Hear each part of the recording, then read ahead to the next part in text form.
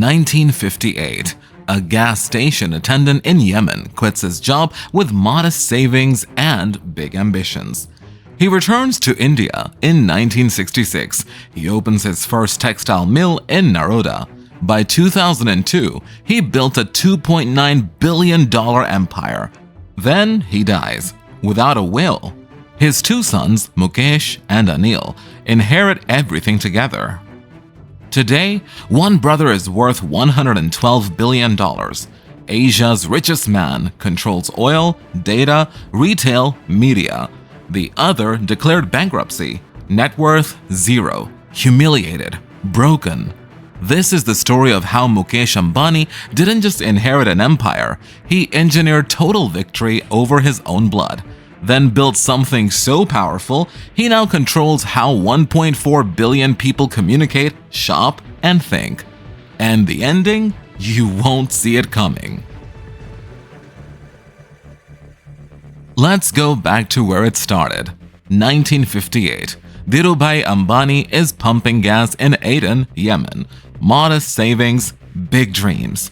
He returns to Mumbai, starts trading spices, then yarn, then polyester.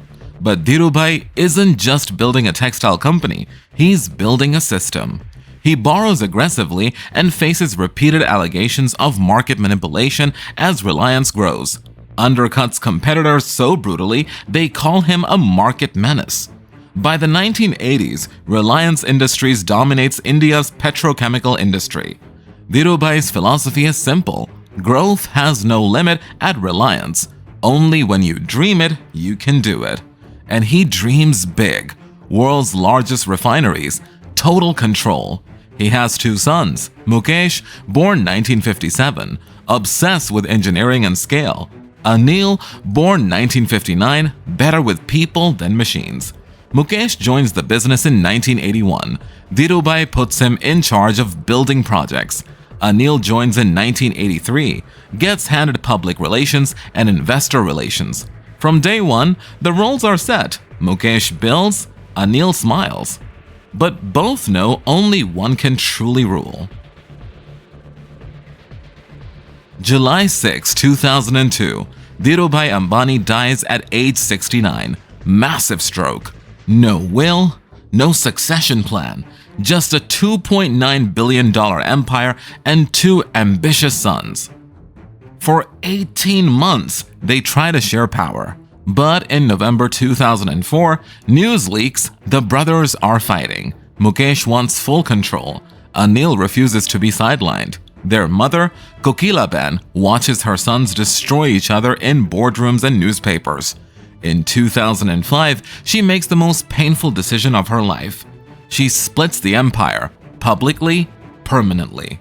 The division? Mukesh gets Reliance Industries, oil refining, petrochemicals, gas exploration.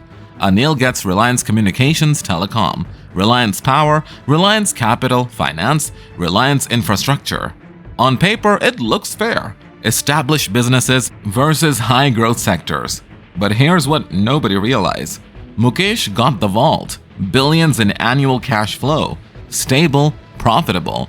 Anil got the gamble, capital-intensive businesses that burn cash and bleed in competition. The war was over. Mukesh had already won. 1999, 3 years before his father's death, Mukesh made his defining move. He opened the Jamnagar refinery, the world's largest on planet Earth. Let me give you the scale. 1.4 million barrels of crude per day. That's enough to fuel 70 million cars daily. 7,500 acres, larger than 5,000 football fields. Jamnagar became one of the world's largest refining complexes. And here's the masterstroke. Jamnagar transformed India from net petroleum importer to a net exporter. One facility, one man's vision. Fast forward to 2016, Mukesh is sitting on oil billions. He's watching the world's shift to mobile internet. And he sees an opportunity. September 5, 2016, Reliance Jio launches. The offer? 4 GB of 4G data per day. Free for the first few months. Competitors laugh. He's giving away money. He'll burn out. In 6 months, India's monthly data consumption explodes from 200 million gigabytes to 1.26 billion gigabytes. Jio doesn't just gain users, it creates internet users.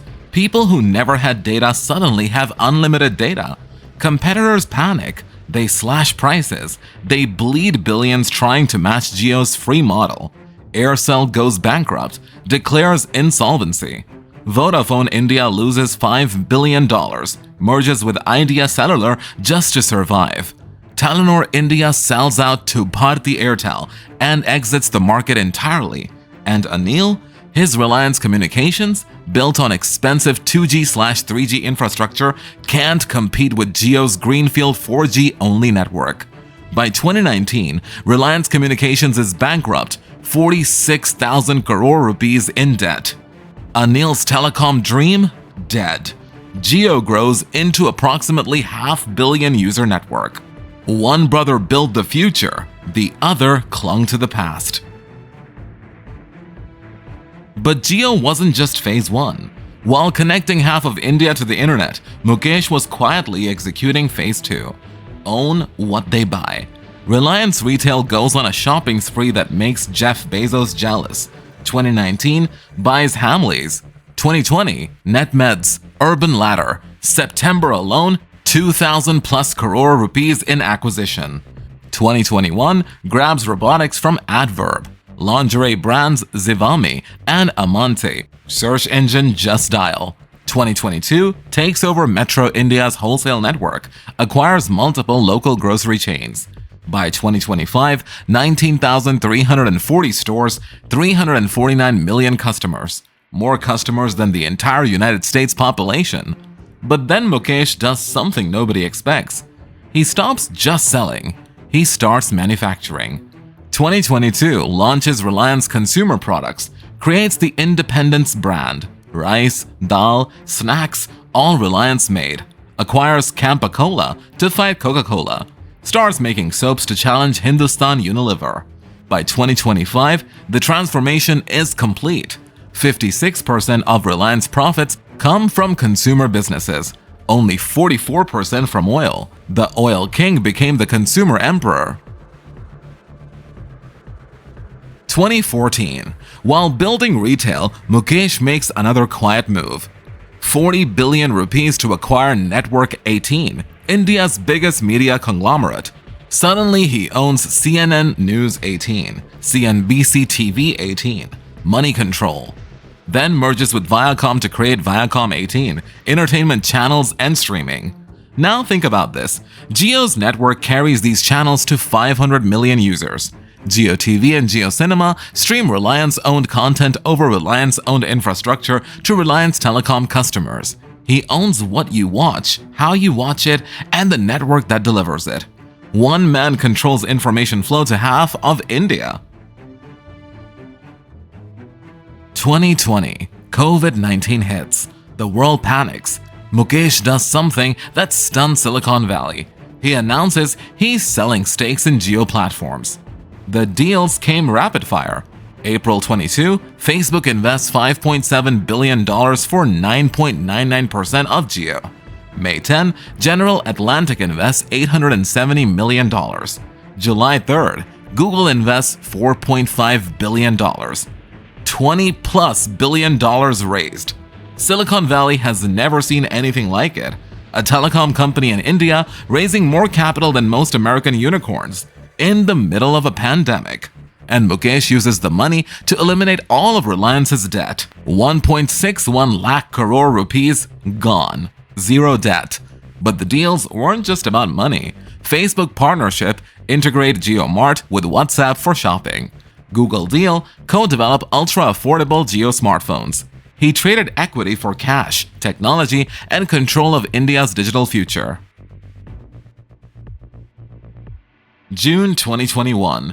Reliance's annual general meeting. Mukesh stands up and announces something that makes oil executives worldwide lose sleep. We will invest 75,000 crore rupees, $10 billion for new energy, solar storage, and green hydrogen over 3 years.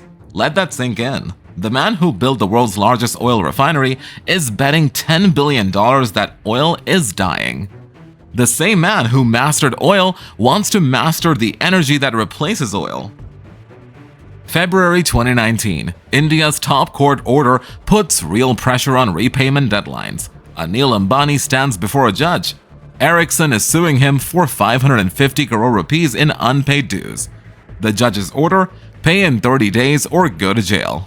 Later, in court filings, he says his net worth is effectively zero. The brother who got half a $2.9 billion empire, now zero. But here's the twist. At the last minute, someone bails him out. Mukesh pays 453 crore rupees debt, saves Anil from jail. So here's what keeps me awake. In 2005, one empire was split 50-50 between two brothers. Same father, same education, same training. One turned his half into $112 billion and owns the pipes India runs through. The other turned his half into bankruptcy and had to be rescued from jail. Was this genius or sabotage? Did their mother accidentally give Mukesh the winning hand with stable oil? Because here's the terrifying truth. Mukesh controls the oil that powers India's vehicle, the data that connects India's people, the stores where India shops, the brands India buys, the media India watches, soon the green energy that will power India's future. Who really runs India? The elected government or the billionaire who owns every critical pipeline? And the question that should haunt every Indian: if you wanted to live 1 week without touching anything Reliance owned, could you even do it? Try it, because that's how you measure real power. Not by what someone owns, but what you can't live without.